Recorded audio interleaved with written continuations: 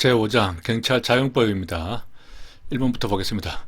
경찰과 직무집행법, 개괄적 수권조항 인정 여부에 대해서 찬반 논의가 있죠. 가장 적절하지 않은 것은 경찰권의 성질상 경찰권 발동 사태를 상정해서 경찰권 발동 요건 한계를 입법기관에 일일이 규정한다는 것은 불가능하다. 이것은 찬성하는 입장이죠. 개괄적 수권조항은 개발적 조항이 없는 경우에만 보충적으로 적용하면 되고, 또 경찰권 남용의 가능성은 초래성 한계로 충분히 통제 가능하다. 단지 경찰의 직무 범위만을 정한 것으로 본질적으로 조직법적 성질의 규정이다. 이 조직법적 성질이라는 것은 개괄적 수권조항을 인정하지 않는 반대론적 입장이죠. 부정설의 입장에서는 경직법 2조 7조가 단순하게 임무 범위를 정한 조직법적인 성질의 그런 규정이기 때문에 이것을 근거로 해서 경찰 작용을 해서는 안 된다 하는 그런 입장이 되겠습니다. 따라서 이것은 부정설의 입장이 되겠습니다. 이번 경찰권 발동의 조리성 한계에 대해서 적절하지 않은 것은 비례의 원칙이란 경찰 작용에 있어 수단과 목적 사이 합리적인 비례가 있어야 된다. 맞죠? 경찰 비례의 원칙 내용 중 상당성의 원칙은 경찰권 발동에 따른 이익보다 사인의 피해가 더 큰 경우에 경찰권을 발동해서는 안 된다는 원칙으로 최소 침해 원칙이 아니죠. 최소 침해 원칙은 필요 최소한의 원칙이죠. 필요성의 원칙이 되겠습니다. 비례의 원칙은 적필상이 있죠.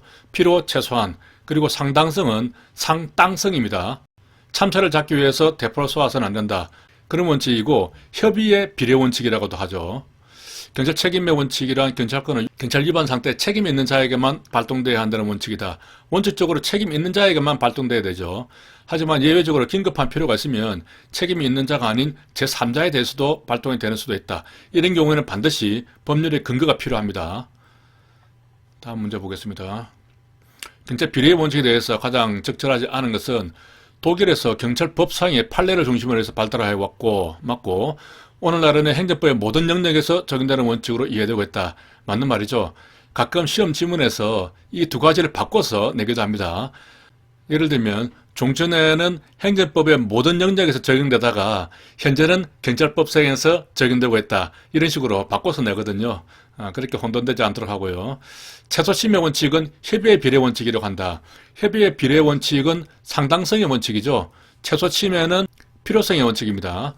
경직법 1조 2항이 명문으로 규정하고 있을 뿐만 아니라 명문으로 규정하고 있죠. 이렇게 암기했습니다. 경직, 비명. 경직법에는 비례의 원칙이 명문으로 규정되어 있다. 1조 2항이 있죠. 경직되면 비명을 지릅니다. 적필상의 원칙으로 이루어졌다. 맞는 말이고. 자, 다음으로 넘어가겠습니다. 경찰 책임의 원칙 중 옳지 않은 것은 책임의 주체는 모든 자연이 될 수가 있죠. 권리 능력의 유무에 관계없이 모든 사법인도 경찰 책임자가 될 수 있고, 경찰 긴급권에 의해서 예외적으로 책임 없는 자에게 발동을 하려면 제3자에게 손실을 입혔다. 그러면 그 손실을 보상을 해줘야 되는 것이죠. 다수인의 행위, 다수인이 지배하는 물건의 상태로 인해서 하나의 질서 위반 상태가 발생했다. 그러면 일부 또는 전체에 대해서 경찰권 발동이 가능하다. 맞는 말입니다. 타인을 보호 감독할 지위에 있는 자가 피지배자 행위로 발생한 경찰 위반 책임에 대해서 책임을 지는 경우에 자기의 지배 범위 내에서 발생한 데 대한 대위 책임이다. 아니죠. 자기 책임입니다. 대위 책임이라는 것은 민법상에 나오는 개념인데, 종업원이 어떤 잘못을 했을 때 주인이 대신 배상을 한다면 그것은 대위 책임입니다. 그래서 나중에 그 종업원에게 구상권을 행사를 할 수가 있거든요. 하지만 우리 경찰 책임에서는 자기 책임이기 때문에 자기가 원래 가지고 있는 책임을 다한 것이어서 뭐 그런 구상권을 행사한다든지 그렇게 할 수는 없는 것이죠. 다음 문제 보겠습니다. 자, 비슷한 내용이기 때문에 넘어가는 겁니다. 경찰 작용의 유형, 행정행위에 대해서 옳지 않은 것은 경찰 하명이란 일반 통치권에 기해서 경찰 목적을 달성하기 위해서 작부, 수급, 의무의 일체를 명하는 법률행위적 행정행위를 말하며, 경찰관의 수신호나 교통신호 등의 신호도 의무를 부과하는 행위로서 경찰 하명에 해당한다. 맞는 말입니다. 이것은 법률행위적 행위고, 또 경찰의 수신호, 그리고 교통신호 등 이것들도 경찰 하명에 해당합니다. 여기서 법률행위라는 부분이 나왔기 때문에 간단하게 한번 정리를 해보겠습니다. 잠깐 위에 공간을 확보했어요. 행정행위에는 법률행위적 행정행위가 있고 준법률행위적 행정행위가 있죠. 법률행위에는 명령적 행정행위와 또 형성적 행정행위로 나눌 수가 있습니다. 준법률적 행정행위에는 공통수확이었죠. 공통수확입니다. 공정이나 통지, 수리, 확인 이런 것들이 되겠습니다. 법률행위적 행정행위는 어떤 행정청의 의사가 그대로 반영이 되는 것이고, 준법률적 행정행위는 의사가 아닌 정신 판단이 들어가는 겁니다. 그 법률 효과는 원래 행정청이 가진 의사가 아니라 법률의 규정에 따라서 그 효과가 발생합니다. 이러한 차이 때문에 이제 준법률 행위적 행정행위라고 하고요. 그럼 법률 행위적 행정행위는 명령적, 형성적이 있는데, 명령적 행위에는 하허면이 있죠. 하허면. 그리고 형성적 행정행위에는 특대인이 있습니다. 특대인. 하허면은 하명, 허가, 면제를 말하고, 특대인은 특허, 대리, 인가를 말하겠습니다. 하명에는 작부수급이 있죠. 자기, 부자기, 또 수인, 급부가 있습니다. 작부수급이고, 허가에는 이제 부자기를 허가를 해주는 것이죠. 어떤 것을 하지 마라 해놓고 다시 그것을 하도록 허가를 하는 것입니다. 면제는 부자기를 제외한 나머지 작수급 이것들이 이제 면제에 들어오게 되는 것이죠. 이렇게 구분이 됩니다. 자, 계속해서 보기 지문을 보도록 하겠습니다. 부자기 하명의 유형으로는 절대적 금지와 상대적 금지가 있으며, 청소년에게 술이나 담배를 파는 것은 절대적 금지이고, 유흥업소의 영업 금지는 상대적 금지에 해당한다. 그렇죠. 상대적 금지를 해제를 할 수 있습니다. 절대적 금지는 허가사항이 안 되는 것이죠. 암기를 할 때 하허면에 이상 금지를 허하라 이렇게 암기를 했었죠. 일반적이고 상대적인 금지를 해제를 해서 허가를 하는 것이 되겠습니다. 법률행위적 행정행위는 명령적, 형성적 이렇게 했죠. 하허면이 있고 특대인이 있습니다. 준법률적에는 공통수확이죠. 이렇게 있습니다. 경찰 하명에 위반해서 이루어진 행위는 원칙적으로 그 법적 효력에는 아무런 영향을 받지 않는다. 여기서 말하는 법적 효력이라는 것은 그 사법적인 효력을 말합니다. 사법적인 효력에는 영향을 받지 않죠. 그러나 영업정지 명령 위반해서 영업을 계속했을 경우에는 영업에 대한 거리행위 효력이 부인된다. 이것이 아니죠. 여전히 하명에 위반했다고 하더라도 사법적인 효력에는 아무런 영향이 없습니다. 뭐 예를 들어서 무허가 포장마차에서 술이나 안주를 사 먹어도 반드시 돈을 지불해야 되는 것이죠. 그냥 하면 안 됩니다. 자, 다음. 자, 허가에 대한 설명으로 적절한 것은 다툼이 있는 경우의 판례에 허가는 허가가 유보된 일반적 상대적 금지를 해제하는 것이죠. 절대적 금지의 경우는 인정되지 않는다. 맞고, 허가는 유효 요건일 뿐 적법 요건은 아니다. 맞습니까? 틀렸죠. 이것은 반대로 말했습니다. 허가하는 것은 유효하다. 유효하다는 건 사법적으로 유효하냐 아니냐 하는 부분이거든요. 비록 불법상에서 영업을 하더라도 사법상으로는 그것이 유효하기 때문에 돈을 지불해야 됩니다. 그래서 허가는 적법 요건이지 유효 요건이 아니다 하는 부분입니다. 이 단어들이 조금 헷갈리기 쉽고 언뜻 개념에 떠오르지 않으면 착각을 할 수 있는 그런 부분이 되겠습니다. 판례에 의하면 허가 여부의 결정 기준은 특별한 사정이 없는 한 원칙적으로 신청 당시에 법령에 의한다. 이것은 허가라는 이게 이제 신청이 있죠. 신청이 있고 그리고 처분을 하는 허가를 해주는 것이 처분이겠죠. 처분이 있습니다. 그러면은 그 중간에 어떤 법률의 변경이 있었어요. 그러면은 신청 당시의 법률을 기준으로 할 것인가 아니면은 처분 당시의 법률을 기준으로 할 것인가 이런 문제거든요. 이것은 이제 이번에 행정기본법에서 분명하게 명시적으로 규정을 하고 있습니다. 행정기본법에서 처분에 있어서는 처분시를 기준으로 한다 그렇게 했습니다. 다시 말해서 허가 신청할 때 어떤 법률이 있었는데 그것이 중간에 변경이 되더라도 처분시 한다 이렇게 됐고요. 다만 이거하고 이제 대비되는 것이 어떤 행위에 대해서 위반을 했을 때입니다. 위반을 했고 나중에 거기에 대해서 어떤 과태료라든가 과태료 처분을 합니다. 이것을 이제 제재 처분이라고 하죠. 이러한 제재 처분에 대해서는 위반할 때 위반시를 기준으로 한다 하는 것이 원칙이고 이 행정기본법에도 그렇게 규정이 되어 있죠. 따라서 위반할 때에 어떤 법률이 위반되었다면 그것을 기준으로 하고 이후에 개정이 되더라도 처분시를 기준으로 하지는 않죠. 다만 법률의 개정으로 가볍게 된 경우에 가볍게 된 경우에는 처분시를 기준으로 한다. 이렇게 단서가 되어 있습니다. 이 부분만 잘 체크를 하면 되겠죠.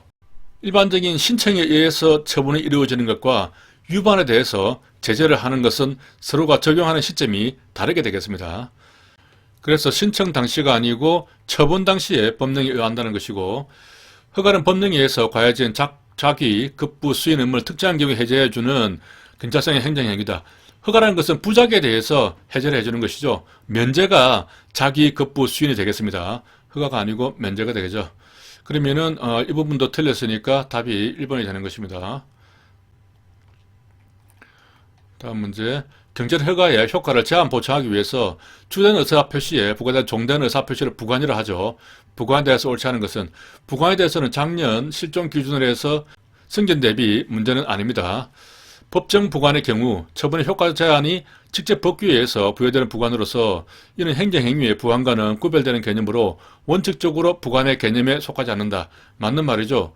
법정 부관이라는 것은 법률의 규정에 의해서 이렇게 이루어지는 것이기 때문에 원칙적으로 부관이라는 것은 행정행위의 어떤 그 의사표시로서 효과가 발생이 되는 것이거든요. 그렇기 때문에 법정 부관이라는 것은 원칙적으로 부관의 개념에 속하지 않게 되겠습니다. 부담은 그 자체가 하나의 행정행위이다. 즉 하명으로서의 성격을 지니기 때문에 분리가 가능하죠. 이것은 맞고, 그 자체가 독립적 정소 및 경찰 강제의 대상이 될 수 있죠.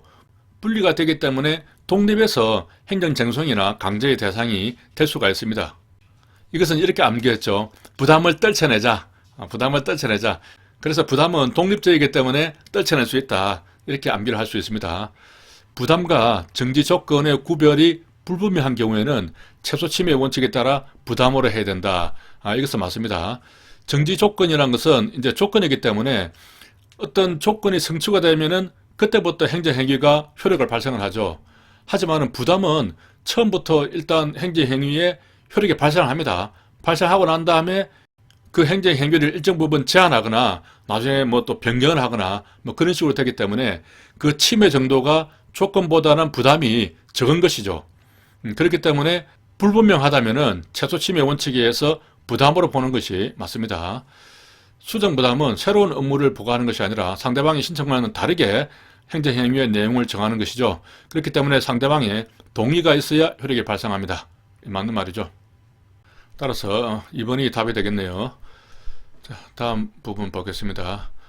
여기 부관의 종류가 있으니까 전체적으로 한번 쭉 훑어보시고, 이번에 행정기본법에서도 이 부관의 내용들이 다 그 법률 안으로 들어왔거든요. 규정이 되어 있으니까 그 부분도 참고로 한 번씩 이렇게 보셔야 됩니다.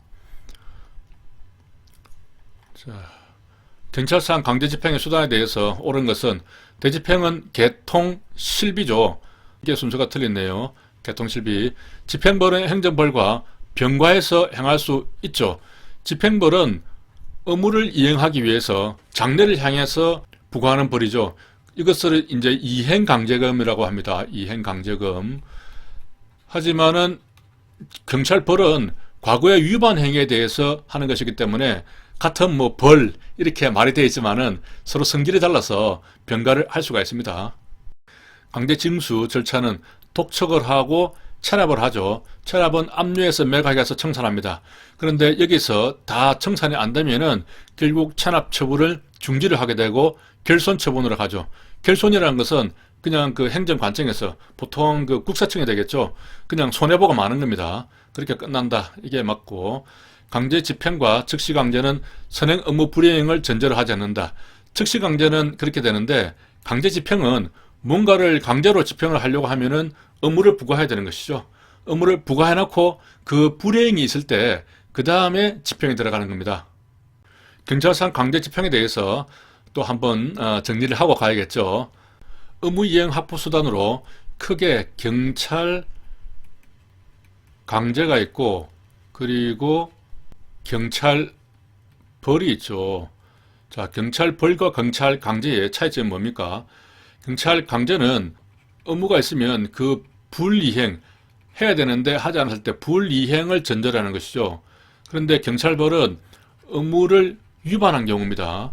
결국 과거 행위에 대해서 처벌을 하는 것이고, 경찰 강제는 이제 장래에 앞으로 의무를 강제적으로 이행을 시키는 것이죠. 경찰 강제에는 또 뭐가 있습니까? 강제 집행이 있죠. 강제 집행과 즉시 강제가 있습니다. 강제 집행과 즉시 강제의 차이는, 즉시 강제는 너무 급하기 때문에 업무를 미리 부과하는 것이 아니라 동시에 이루어지죠. 업무를 부과함과 동시에 바로 이행을 시키는 것입니다. 하지만 강제 집행은 업무를 부과해두고 그 불이행을 기다려서 하는 것이 되는 것이죠. 강제 집행의 종류에는 대집, 직강이 있죠. 대집, 직강이 있습니다. 대는 대집행이고 집은 집행벌이죠. 직접 강제, 강제 징수가 되겠습니다. 자, 여기서 이제 암기하는 것은 이 중요한 부분 이것만 암기한다 그랬죠. 강집이 대집이어서 집이 큽니다. 직강이 가능하다. 이렇게 강집, 대집, 직강만 암기를 하면 나머지 것들은 연상을 해서 잘 기억을 할 수가 있습니다. 대집행은 대가 나왔으니까 대체 자기 업무에 대해서 할 수 있는 것이죠. 집행벌은 여기서 대체 자기 업무니까 원칙적으로는 비대체 뭐 자기나 부자기 이렇게 할 수 있는데 판례에 의하면은 대체 자기 업무에 대해서도 가능하다. 이렇게 되어 있습니다. 그래서 모든 것에 대해서 할 수가 있는 것이죠.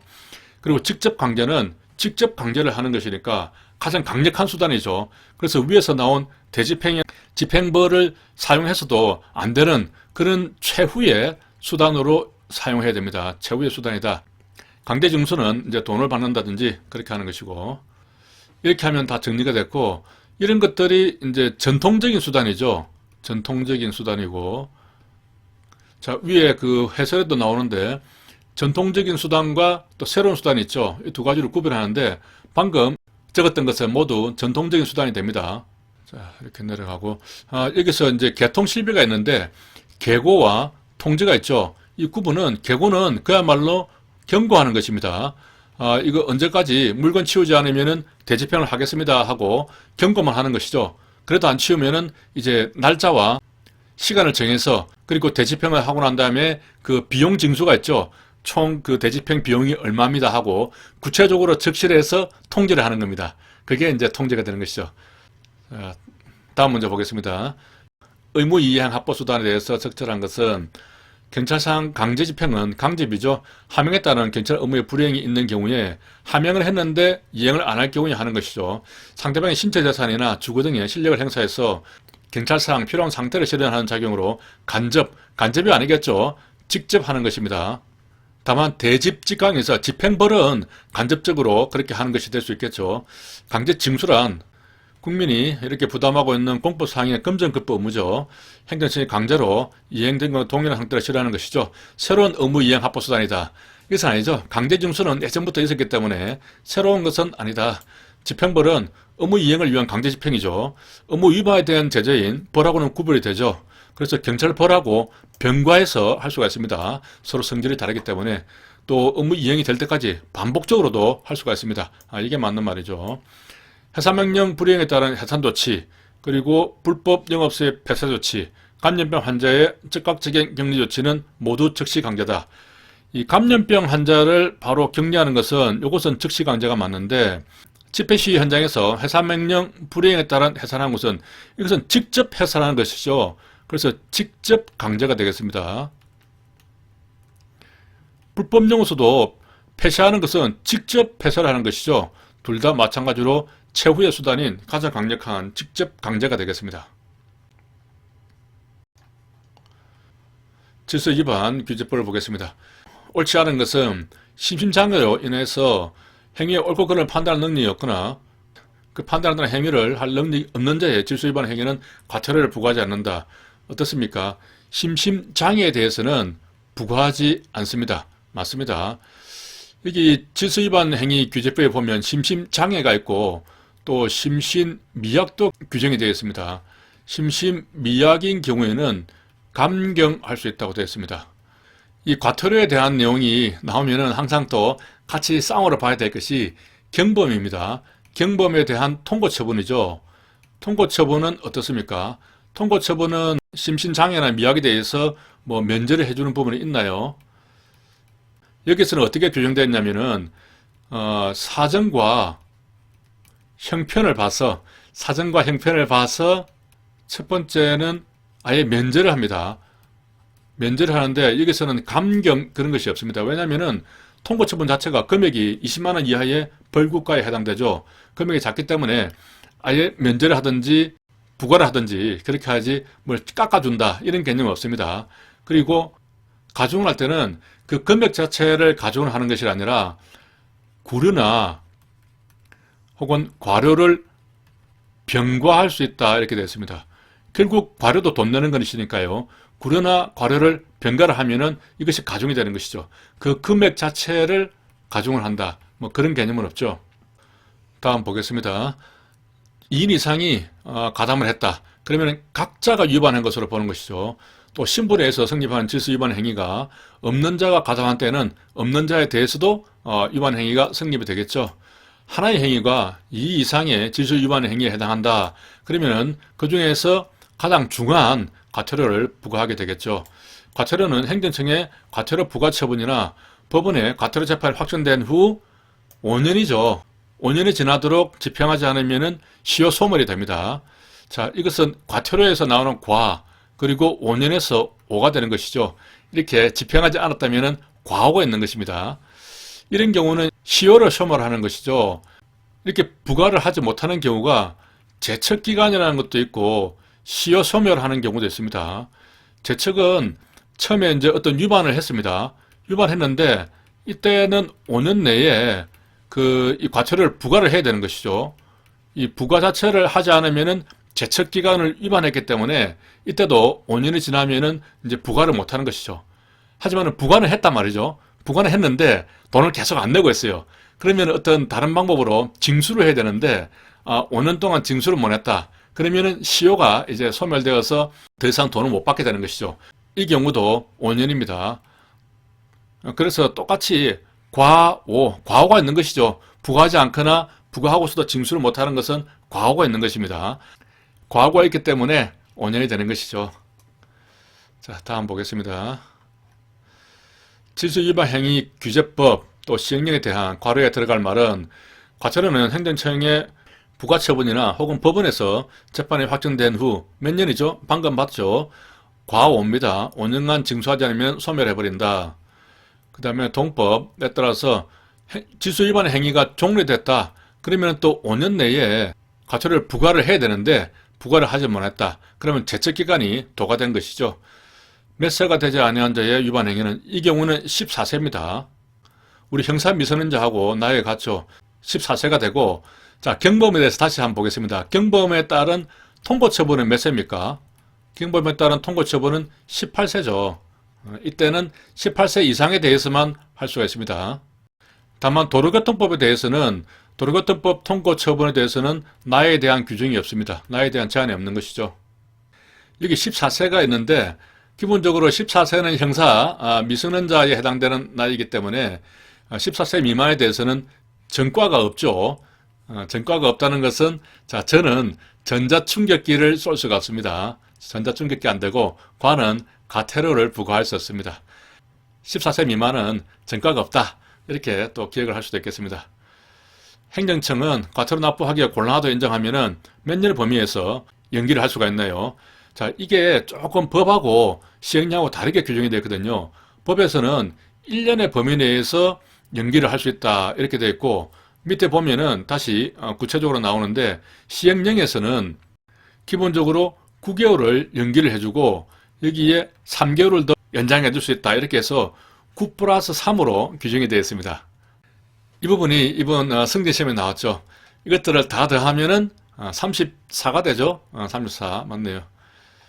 자, 그렇게 됐고 질서위반 규제법에 대한 것으로 틀린 것은 고의과실이 없는 질서위반 행위는 과태료를 부과하지 아니한다. 맞습니다. 고의과실이 없으면은 부과하지 않고 과태료는 행정청의 과태료 부과 처분이나 법원에 이것은 5년이죠. 방금 나왔었네요. 5년.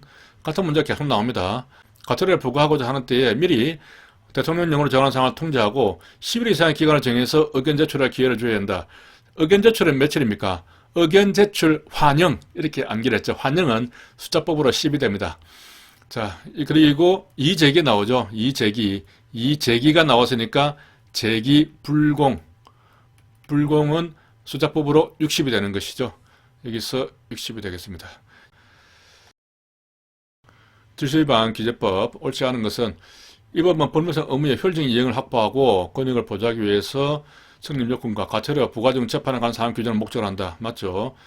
위반 행위 후 법률이 변경돼서 그 행위가 위반 행위에 해당되지 아니하게 되거나 과태료가 변경되기 전보다 가볍게 된 경우, 이런 경우에는 원칙적으로 위반을 했을 때는 위반시를 기준으로 하는데 이 제재 처분에 대해서는, 하지만 이렇게 가볍게 되거나 혹은 해당하지 않게 된 경우, 이런 경우는 당연히 법률이 바뀐 변경된 법률을 적용을 해야겠죠. 자, 심신, 장애는 부과하지 않죠. 미약은 감경해 줄 수 있습니다. 19세가 되지 아니한, 19세가 아니었죠. 아까 전과가 없다 그랬습니다. 전과가 없다 그랬죠. 과태료는 14세입니다. 자, 다음 문제. 경찰관 직무집행법, 경찰의 직무 범위. 불신검에 대해서 적절한 것은, 경찰관은 상대방의 신원 확인이 불가능하거나 교통에 방해된다고 인정할 때 임의동행을 요구할 수 있다. 불교일 때 임의동행을 요구할 수 있죠. 여기서 불이 나오긴 나옵니다. 그게 아니죠. 불교일 때 임의동행을 요구할 수 있는데, 교통에 방해될 때, 그리고 상대방에 불리할 때죠. 경찰관은 임의동행한 사람의 가족이나 친지 등에게 당연히 알려줘야겠죠. 그리고 즉시 연락할 수 있는 기회를 줘야 되고, 변호인 도움을 받을 수 있음을 알려줘야 됩니다. 이 경우에는 이미 동행을 한 사람이죠. 동행을 하고 난 다음에 즉시 연락할 수 있는 기회를 주고 변호인 선언권을 고지를 하게 됩니다. 일단 데려온 다음에 당신 연변에 있어요, 이렇게 말을 하죠. 아주 멀리 데려왔죠. 당신 연변에 있어요, 이렇게 고지를 해줘야 됩니다. 경찰관이 실문하거나 임의동행을 요구할 경우에 자신의 신분을 표시한 증표를 쓰셔야 되죠. 소속 성명을 밝히고, 증표는 흉장은 안 됩니다. 경찰 공무원 신분증으로 해야 되는 것이고, 경찰관이 불신검문할 때 흉기조사 할 수 있고, 흉기 이외에 일반 소지품은 할 수가 없겠죠. 이 경우에 이제 불신검문을 할 때 흉기조사를 할 수 있는데, 만약에 흉기가 나왔다고 하더라도 불신검문으로 인해서 임시영치는 할 수가 없습니다. 임시영치는 보조치에서 가능하죠. 자, 불신검문에 대해서 옳지 않은 것은, 거동불심자를 정지진문할 때 흉기조사 가능합니다. 그리고 거동불심자를 정지진문할 때 미리 진술거부권이 있으면 상대에게 고지할 필요는 없죠. 임의적으로 조사하는 부분인데, 이 형사 절차도 아니고 수사하는 것도 아닌데 미리 진술거부권을 고지할 필요는 없습니다. 경찰관은 불신검문 시 거동불심자를 정지시킨 장소에서 질문하는 것이 그 사람에게 불리해야 되는 것이죠. 그래서 불교입니다. 이런 경우에는 관사로 동행할 것을 요구할 수 있다. 거동불심자에 대해서 당해인은 그 요구를 거절할 수 있죠. 이런 내용이 경지법에 규정되어 있죠. 명문으로 규정되어 있습니다. 경찰관은 동행한 사람의 가족 친지 등에게 이렇게 연락할 수 있는 것을 알려줘야 되고, 또 연변이 있음을 고지를 해야 되는 것이죠. 필요 없다, 이게 잘못된 것이죠. 다음 문제. 보호조치에 대해서 틀린 것은, 경찰관이 구호 대상자를 보호조치하는 경우에는 지체 없이 이런 사람들에게 알려줘야 되고, 또 연고자가 발견되지 않으면은 구호 대상자를 공공보건이나 이런 데다가 즉시 인계해야 된다, 이렇게 됐습니다. 보호조치는 기본적으로 할 수 있다고 되어 있죠. 임의적으로 우리가 할 수 있는 상황인데, 다만 보호조치를 했다면 연고자가 발견되지 않았다, 이런 경우에는 대상자를 적절한 이런 보건의료기관이나 공공구호기관에 즉시 인계하여야 합니다. 그 다음부터는 강행 규정이 되는 것이죠. 인계하여야 됩니다. 이 경우에 이제 인계를 하고 나면 어떻게 됩니까? 서장에게 즉시 보고를 해야 되고, 서장은 이 인계한 공공보건의료기관이나 또 공공구호기관에 통보를 해줘야 되는 것이죠. 이런 사람이 당신네 기관에 지금 인계가 되었소 하고 문서로 통보가 돼야 되는 것이죠. 이런 절차가 있습니다. 자, 경찰관이 구호 대상자를 공공보건의료기관, 구호기관에 인계했다면 경찰관이 즉시 공공기관의 장, 감독행정청에 통보해야 한다. 방금 제가 설명했죠. 경찰관이 통보하는 것이 아니라 서장이 통보하는 것입니다. 서장에게 보고해서 서장이 통보하는 것이죠. 경지법에서 보면 우리가 이제 관서장이 나오는 것이 있고 또 서장이 나오는 것이 있거든요. 대부분은 경찰관은 이렇게 경찰관이 주체가 되어 있는데, 서장이 나오는 것부터 한번 보겠습니다. 서장이 나오는 것은 어떻게 암기했죠? 000입니다. 000. 자, 00이 공공보건의료기관이나 공공구호기관에 이렇게 통보를 하는 것은 서장이 하는 것이죠. 그리고 나머지 하나 공은 공로자에 대한 보상금 줄 때, 공로자에 대한 보상은 서장도 줄 수 있죠. 손실보상은 서장은 안 되고 시도청장까지만 가능하지만 공로자 보상은 서장도 가능합니다. 이렇게 해서 모두가 공이 나오기 때문에 000 이렇게 암기를 하고, 관서장이 나오는 경우가 세 대가 있죠. 관서장은 항상 위대한 일을 합니다. 위대사 이렇게 하고, 경직법에서 관서장의 범위는 어디까지 있냐면 경찰서장, 그리고 지구대장, 파출소장, 출전소까지 들어갔습니다. 출전소장도 경사 또는 경위로 보호하게 되는데 여기서는 관서장이 됩니다. 자, 이러한 관서장은 위대한 일을 하죠. 위대사. 위험 방지 조치를 했으면은 관계 기관에 협조 요청을 해야 됩니다. 이것이 하나 있고, 그리고 대는 대간첩 작전할 때 그 통행 제한 같은 거 할 수 있습니다. 사는 사실 조회를 하는 것이죠. 이렇게 이제 관서장의 임무에 대해서 가끔 시험 문제가 나오기도 합니다. 관서장이 나온 김에 뭐 이렇게 자꾸 꼬리를 무네요. 위해선 경찰 장비 규정에도 보면은 관서장이 나오는데 경직법에 나오는 관서장의 범위하고 좀 다릅니다. 이것들을 좀 종류별로 알아둬야 까다롭게 시험 문제 나오면 맞출 수가 있거든요. 자, 위해성 경찰 장비 규정에서는 경찰 관서장을 어떻게 보고 있냐면은 경찰청장이 들어갑니다. 청장. 그리고 시도청장까지도 들어갑니다. 그리고 경찰서장, 아주 높은 데서 들어가죠. 그리고 어떻게 규정됐냐면은 경무관에서 경감 사이에 국가경찰관서장 이렇게 되어 있습니다. 이렇게 되어 있고, 또 한 가지가 나온 게 관서장의 범위가 또 이게 조금 헷갈릴 수 있는 게, 우리 지역경찰에 관한 그 예규에 보면은, 지역경찰 예규에 보면은 이때 이제 관서장도 나오는데 이때는 지역경찰 관서장이죠. 이때는 누가 나오냐면은 지구대장, 파출소장만 나옵니다.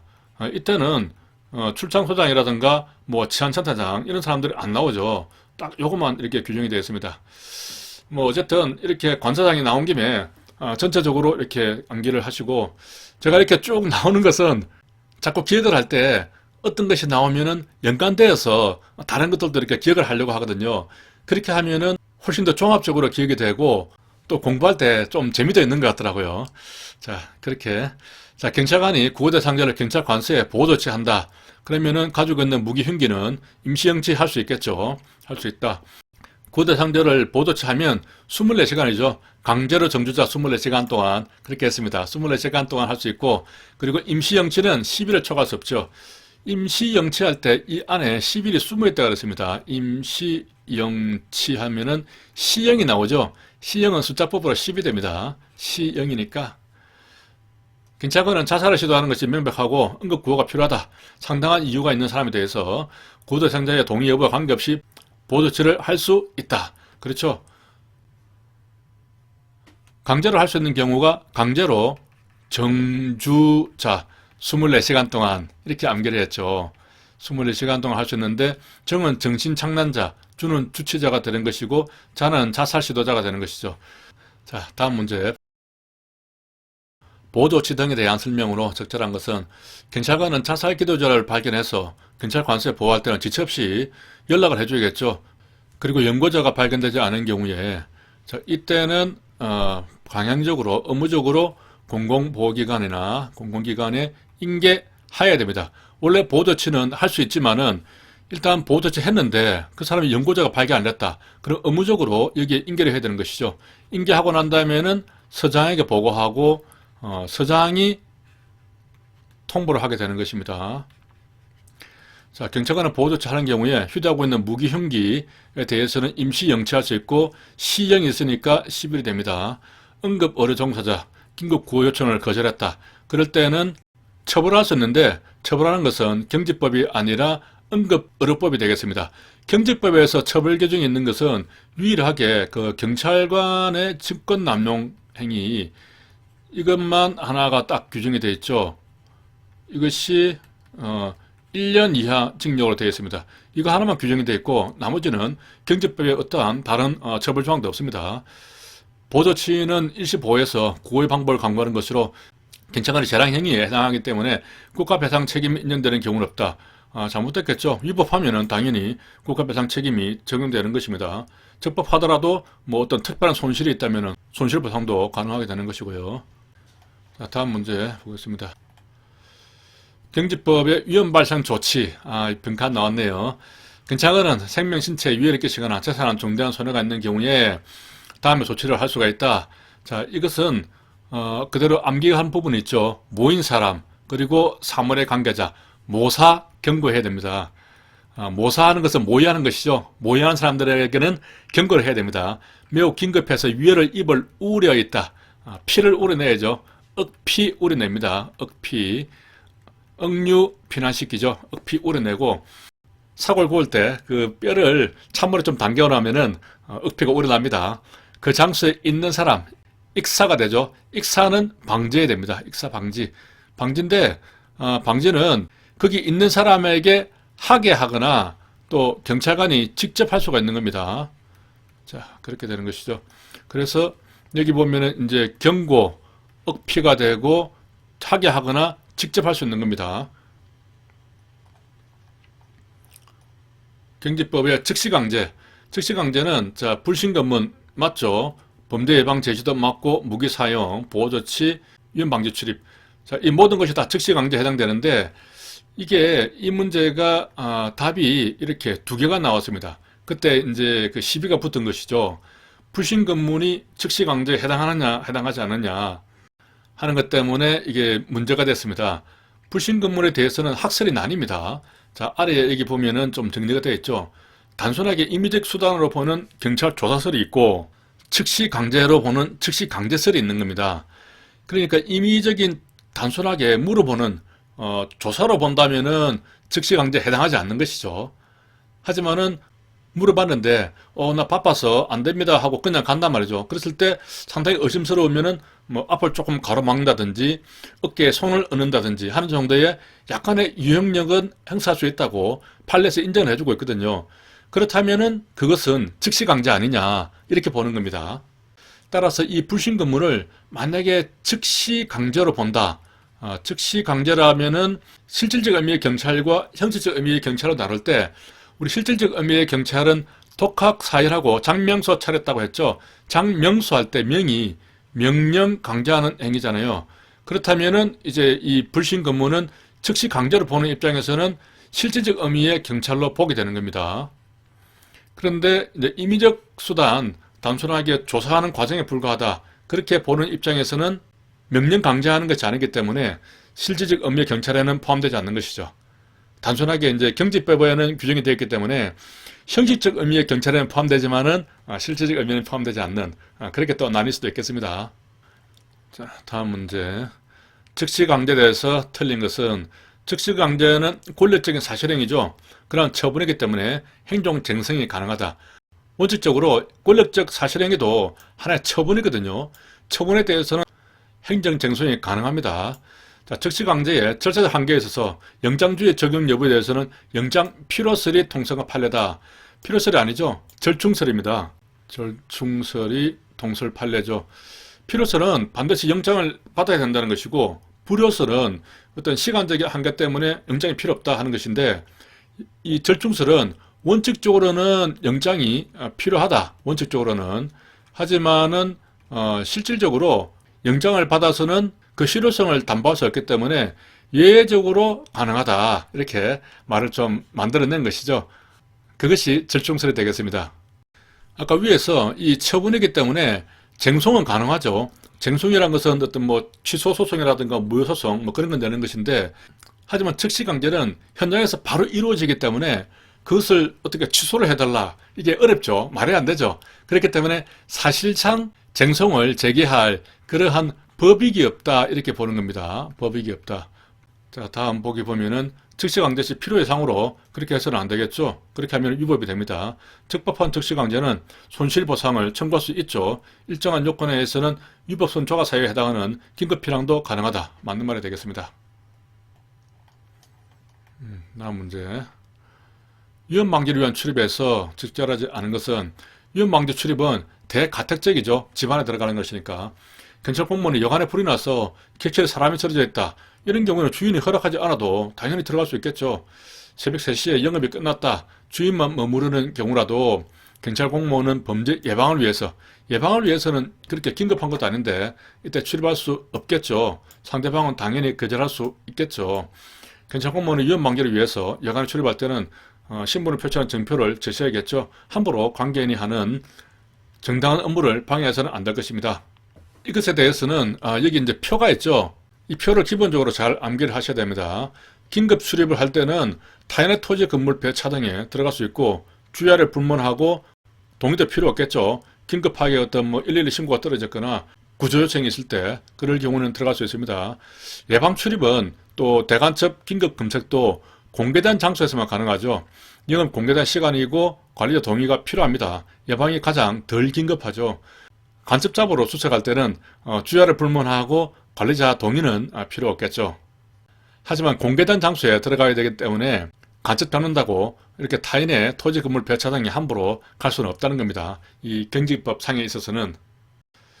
여기에 조금 이제 유사한 규정이 최근에 그 아동학대처벌법에서 신설된 규정이 하나 있거든요.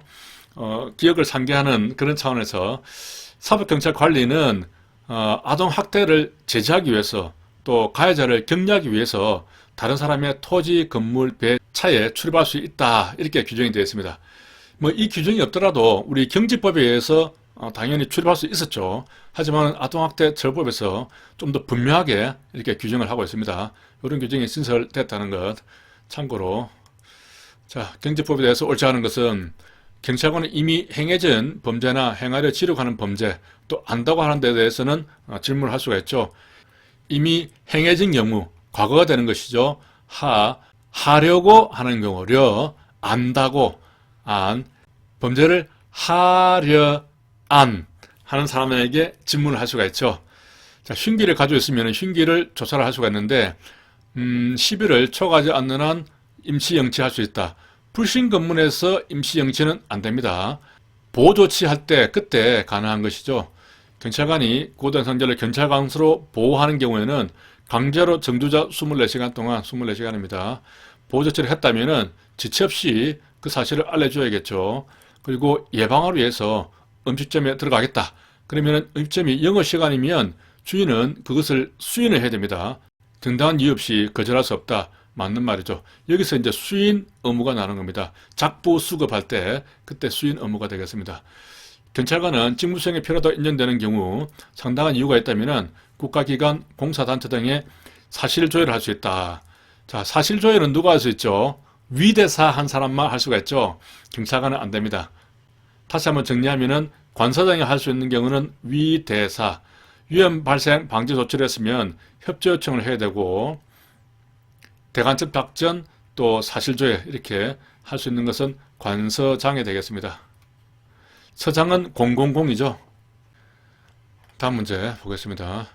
경직법에 대해서 적절한 것은 경찰관은 이미 행하여졌거나 하려 하거나 안다고 하는 사람에게 질문을 할 수가 있는데 증표를 또 제시를 해야겠죠. 소속 성명을 밝히고 소신껏 모기장을 밝혀야 됩니다. 변호인 도움을 받을 수 있는 권리를 고지해야 한다. 이것은 아니죠. 이미 동의했을 때 일단 관서로 데려온 이후에 당신 연변이 있어요 하고 고지를 했습니다. 연락할 기회를 주고 변호인 선언권을 고지하는 것이죠. 경찰관을 수사하는 행동, 그 밖에 주의 사정을 합리적으로 판단했을 때 응급 구호를 하는 것이 상당하다고 판단됐으면은 공공기관이나 이런 데 요청을 하거나 경찰 관서에 보호를 한다는 적절한 조치를 하여야 한다. 할 수 있다죠. 기본적으로 보호 조치는 할 수 있답니다. 해도 되고 안 해도 되는 것이죠. 원칙적으로는. 하지만은 그 보호 조치를 하고 있는데 그 사람의 연고자가 발견이 안 되는 거예요.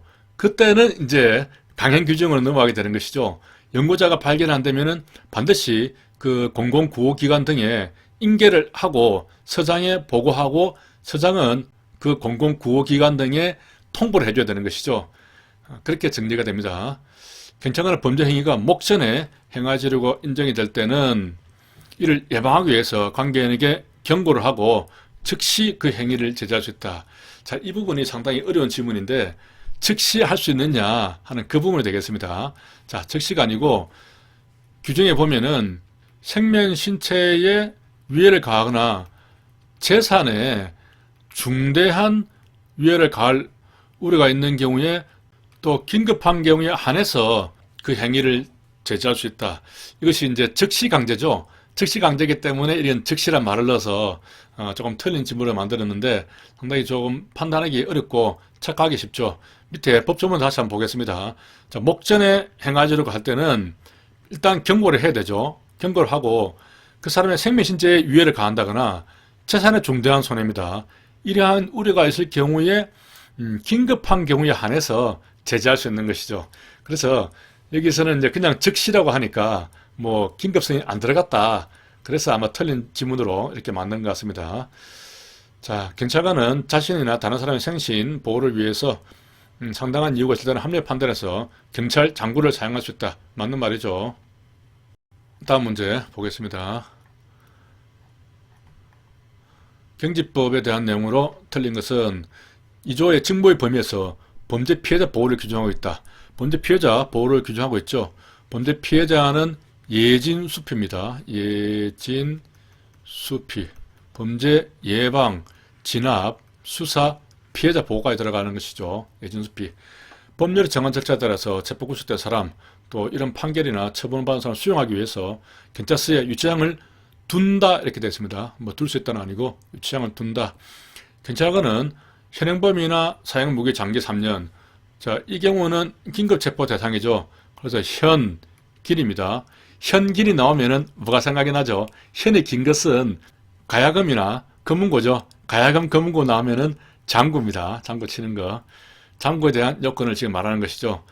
여기에서 체도, 다른 사람의 신체 방어, 그리고 공무집행 항거 제지, 체도 방항이 되는 것이죠. 현긴 체도 방항. 이것은 장구 사용 요건이 되겠습니다.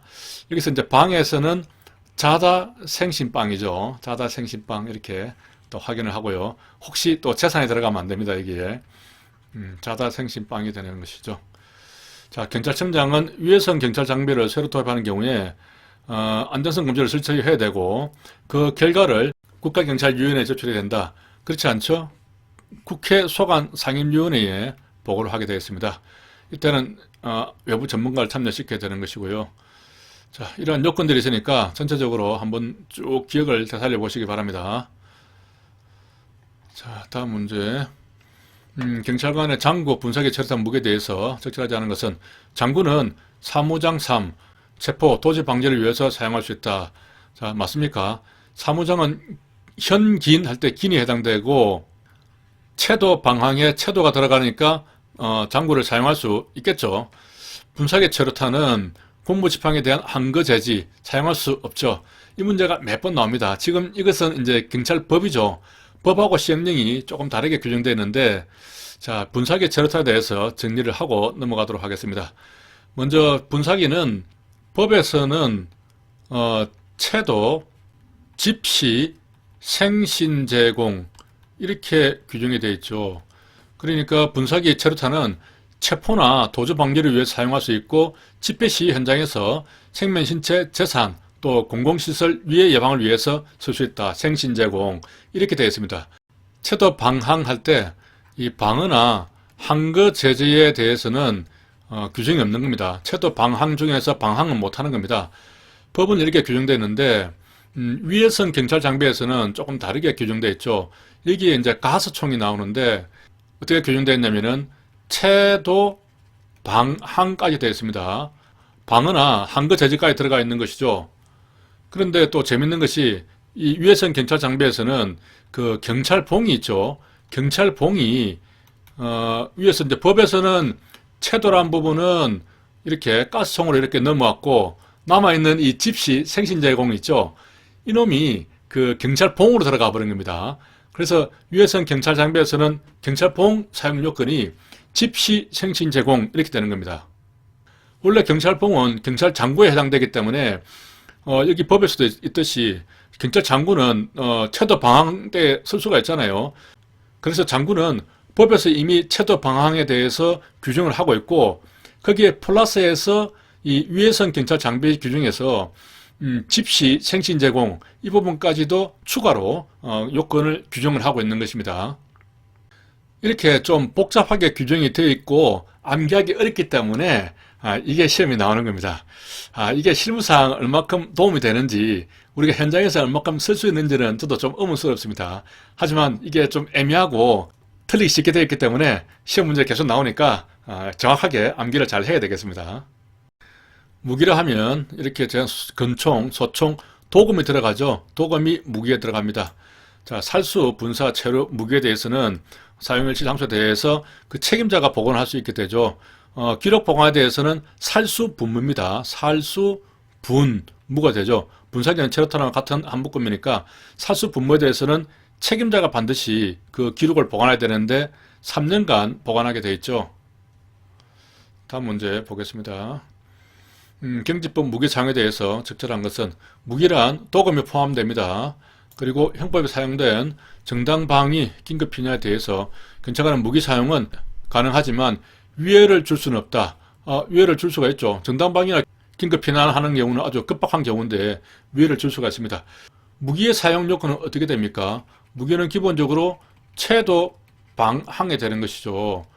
채도 방항이 되는데 자, 무기 사용 중에서도 위해를 줄 수 있는 경우는 긴, 영, 삼 아들이 현철이었죠. 현철이 뇌물 받고 구속되어서 창피당하고 빵에 간 사건이 되겠습니다. 피방간이 되는 것이죠. 긴급피난, 정당방위, 대간첩 작전 이렇게 되겠습니다. 이 세 가지 경우에는 보충성의 요건은 필요하지 않죠. 다른 수단이 없을 때 무기를 사용해서 위해를 가할 수 있다 이렇게 규정이 되어 있는데 이 피방간에 대해서는 다른 수단이 없을 때 하는 그런 보충성에 대해서는 규정이 되어 있지 않습니다. 자, 위해를 가할 수 있는 경우를 보면은 뭐 긴급 체포할 때 그리고 영장 집행할 때죠. 영장 집행할 때는 그 압수수색 영장 집행할 때도 포함이 됩니다. 3은 제3자가 도주시키려고 어떤 한거를 하는 경우죠. 3자. 현은 현행범이 무기를 들고 현행범이 무기를 들고 3회 이상 버려라 그런 말을 듣고서도 계속 저항을 하는 경우에 그런 경우에 쓸 수 있는 것이죠. 종합적으로 한번 정리를 했고요. 자, 체포구속 영장을 집행하는 과정에서 한거 도주하려고 할 때는 위해를 수반한 무기 사용이 가능하죠. 이 경우에 압수수색 영장 이 경우도 가능합니다. 사무장 1년이 아니겠죠. 사무장 3 긴급체포 요건에 해당될 때는 위해를 수반하는 무기 사용이 가능합니다. 위해선 경찰 장비 적절한 것은 모두 몇 개인가? 어렵게 나왔네요. 경찰관은 소요 사태로 법익이나 공공의 안전질서에 직접적인 위험이 명백한 경우 그리고 살수차 외에는 다른 장비로는 위험을 제거 완화하는 것이 현저히 곤란하다. 이런 경우에는 시도청장의 명령에 따라서 살수차를 쓸 수 있다. 맞습니까? 맞는 말입니다. 살수차에 대한 요건이 상당히 강화됐죠. 소중히 살수 시도 이렇게 암기를 했습니다. 소유 사태나 또 국가 중요 시설에 대해서 이렇게 할 수 있죠. 그래서 소중히가 됩니다. 살수 시도, 시도청장 명령으로만 할 수 있는 것이죠. 경찰관은 총기 폭파물을 가지고 대항하는 경우를 제외하고 14세 미만자 임산부에 대해서는 총을 발사해서는 안 된다. 이 경우도 맞죠. 총맞은 열사임 그렇게 암기했습니다. 총맞은 열사임 이때는 총기만 가능하죠. 자, 경지법 후단에 따라서 안전성 검사에 참여 여부 전문가는 검사가 끝나고 3개월이 아니고 30일 만에 보고를 하고 그리고 경찰청장은 3개월 내에 국회에 소관상임위원회에 보고를 해야 되는 것이죠. 국가경찰관서의 장, 이제 위해선 경찰 장비에서는 경찰관서의 장이 경찰청장, 시도청장, 경찰서장, 그리고 경무관에서 경감을 장으로 하는 국가경찰관서장을 말하죠.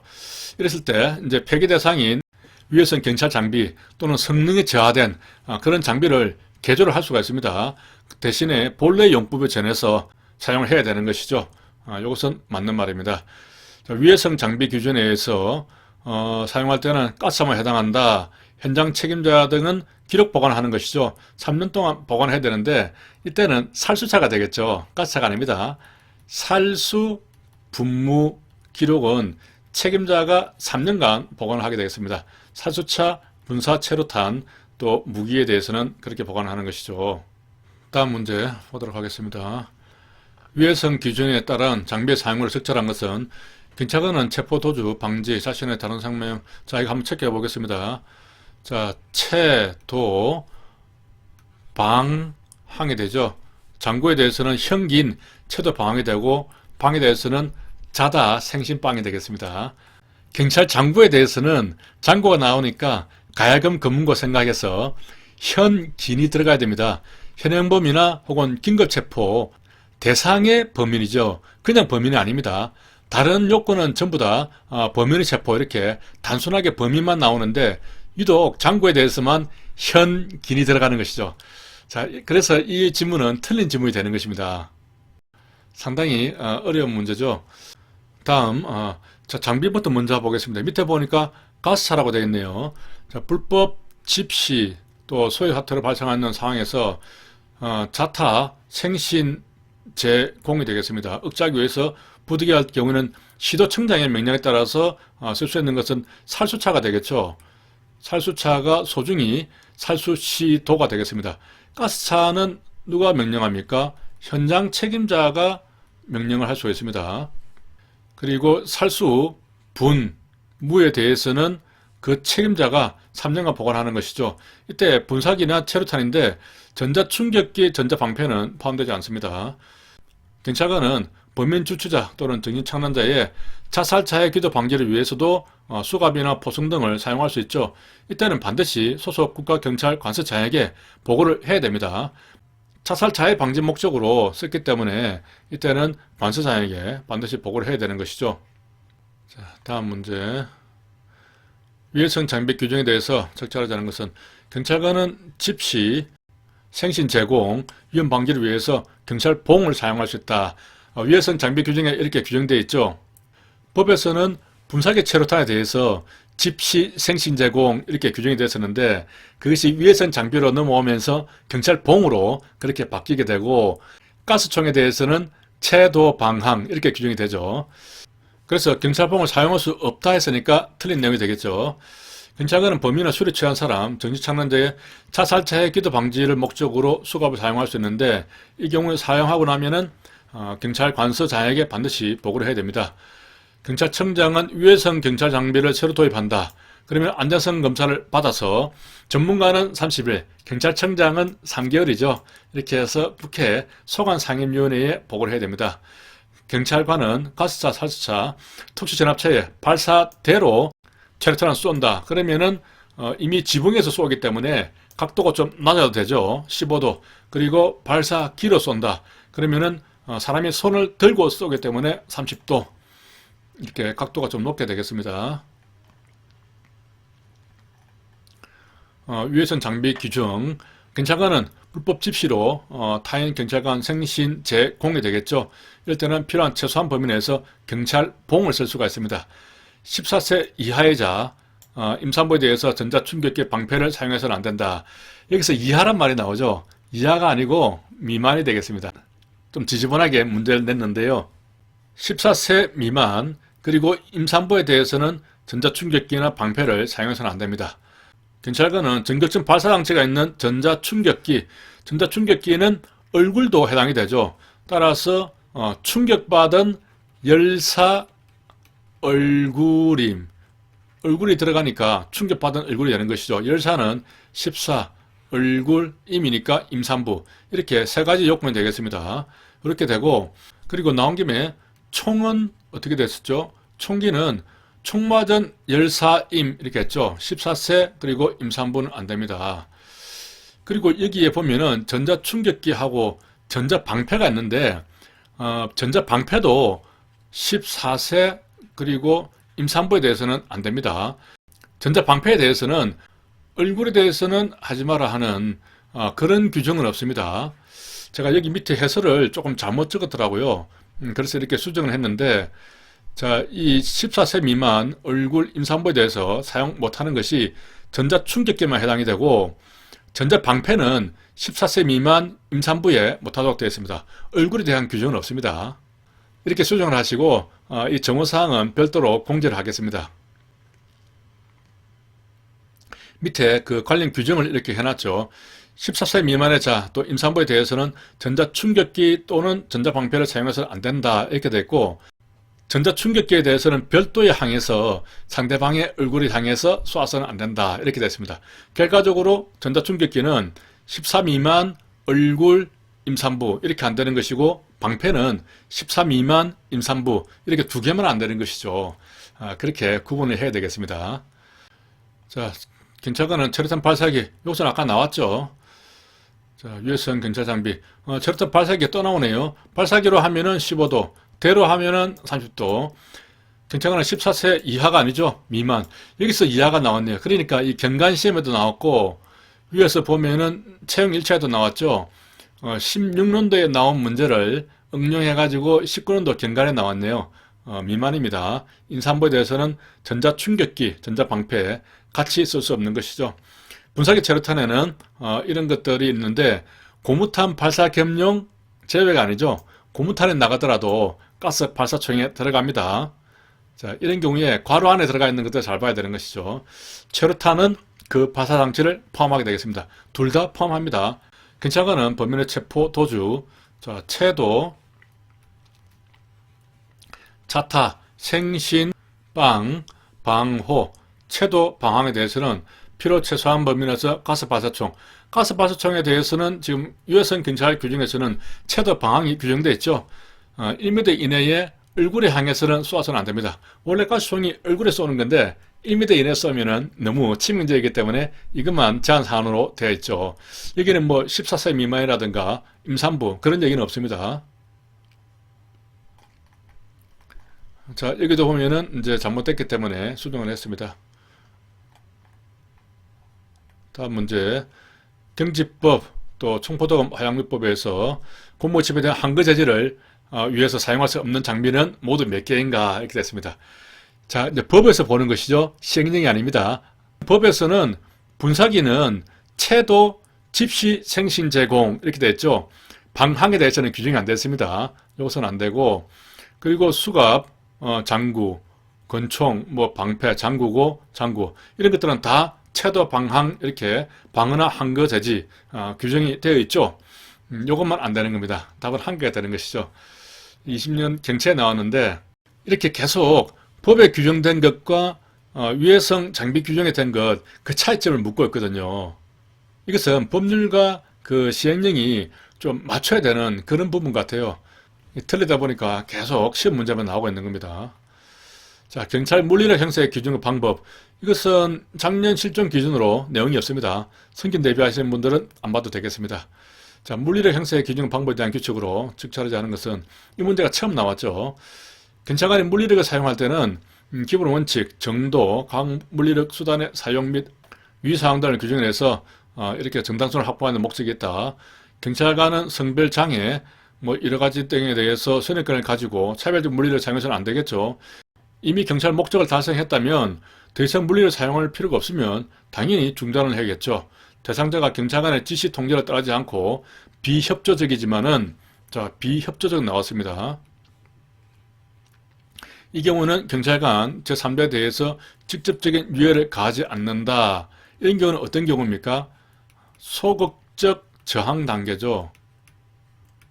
이때는 신체 중요 부위, 급소 부위 이렇게 가격을 하면 안 되겠죠.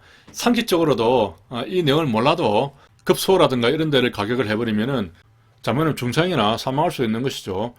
자, 여기서는 경찰 물리력 이 규칙에 대해서는 단계를 잘 봐야 됩니다. 요 뒤에 정리가 되어 있으니까 지금까지 기출은 한 번밖에 안 됐지만 뭐 다음에도 또 나올 수가 있습니다. 기본적인 것들만 잘 이렇게 체크를 하고 넘어가면 됩니다. 자, 수능은 지시 통제 잘 따르는 것이죠. 소극적 저항, 통제에 따르지 않고 비협조적입니다. 하지만은 3자에 대한 직접적인 유해는 없습니다. 적극적 저항, 공무집행을 방해하는데 경찰관이나 3자에 대해서 낮은 수준의 유해를 합니다. 이제 신체적인 유해를 가하게 되고 사망이나 심각한 부상할 초래 우려가 되겠습니다. 이러한 단계별로 이 정도는 좀 알아둬야 되고, 이 물리력 수준을 잘 봐야 되는 것이죠. 자, 수능은 협조적 통제입니다. 그리고 소극적 저항한다. 접촉 통제입니다. 이 둘을 바꿔놓으면 되게 잘 헷갈릴 것 같아요. 요것들을 잘 구분해야 되고, 적극적 저항할 때는 뭐 접촉 통제한다. 이렇게 해도 나올 수 있죠. 저위험 물리력입니다.